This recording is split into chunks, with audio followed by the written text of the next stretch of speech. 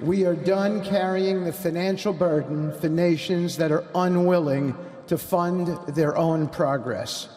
The days of blank checks are over.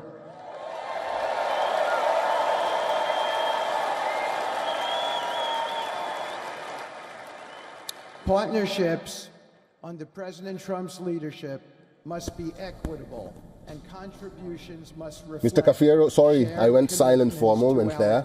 I was just clearing my throat. We are waiting for President Trump to address the participants at the Capital One Arena in Washington, D.C., and this is quite significant for the president. It happens every inauguration ceremony after every 4 years.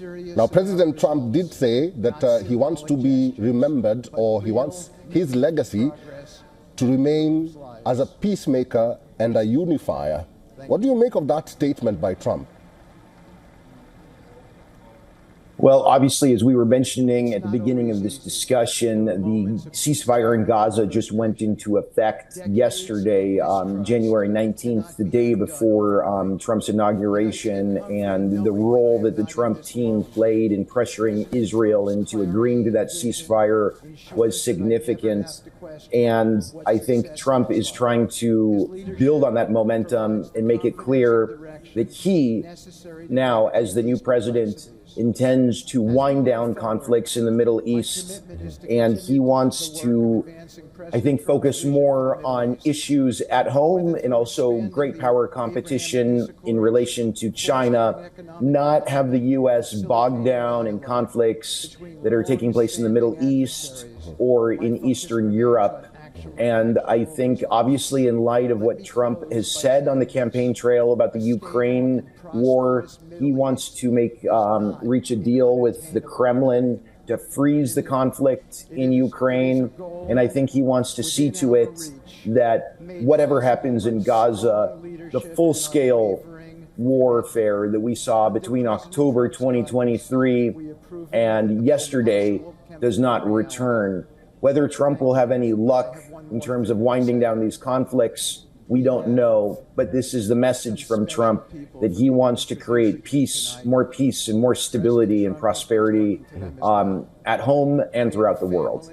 Talking about peace and prosperity around the world, do you have any hopes that Donald Trump will re-establish relations with countries like India, for instance, African countries, for instance, because in his first term, there was some friction between him and African countries because of a statement that he said.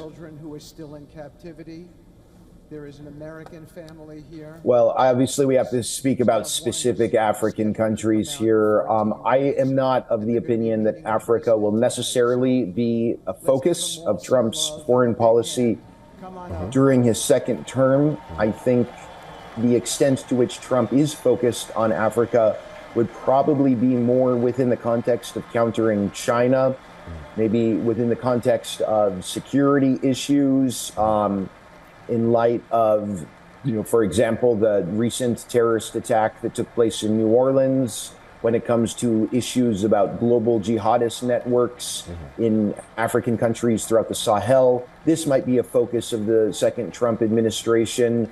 But like I said, beyond, countering China and dealing with counterterrorism issues, I'm not so sure that Africa will be a high-ranking priority for this new administration.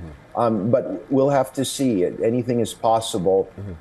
I think probably when it comes to Asia, I think Trump will want to work with other countries that are willing to partner with the U.S. and partner with other Western countries when it comes to countering China's influence. And I think that is a geopolitical dynamic in play that could possibly result in the U.S. and India moving closer together. Trump is also, to be frank, he cares a lot about, his own financial interests and the well-being of companies that are linked to his family. And I'm sure throughout these very economically vibrant countries in Asia, Trump will be looking to cut deals, not only for businesses that are tied to his family, but just U.S.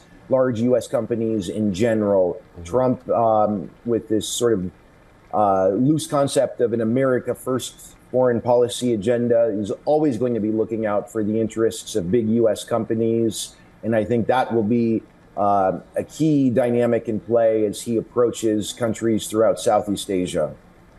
There's also another point that Trump did make. We do understand that there are reports that say that Trump wants to pull out again from the Paris Agreement. This is a discussion about climate change that clearly Donald Trump is not keen on.